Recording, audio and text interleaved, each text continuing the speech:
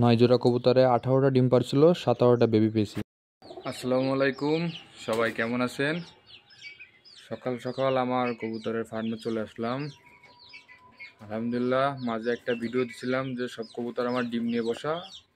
আজকে সকালবেলা কবুতরের রুমে এসে দেখি আল্লাহর রহমতে সবগুলো কবুতর থেকে বাচ্চা ফুটে গেছে।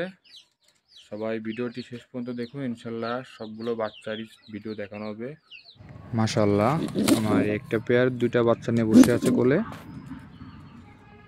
আসলে আমার প্রতিটা রুমেই 2টা করে বাচ্চা, শুধু একটা কবুতর আমার এইবার একটা বাচ্চা করছে, আর একটা ডিম নষ্ট হয়ে গেছিলো।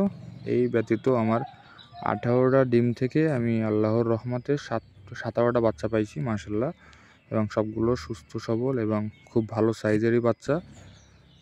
আর আমার কবুতরদের সবসময়ের জন্য আমি যে জিনিসটা বেশি লক্ষ্য করি, ওদের খাবার, মানে ওদের সবসময়ের জন্যই একদম A+ ক্যাটাগরির খাবার খাওয়াই, যার কারণে আসলে বাচ্চা কাচ্চা হলে ওরাও নাদুস নুদুস থাকে, প্লাস আমার কবুতরের বডি ফিগারটাও ভালো থাকে।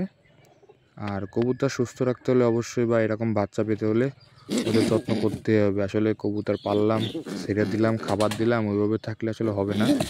ওদের কবুতরের রুম বা কবুতর ঘর যেটাই হোক, সবগুলো পরিষ্কার রাখতে হবে, তাহলে ইনশাল্লাহ এমন সুন্দর সুন্দর বাচ্চা পাওয়া সম্ভব।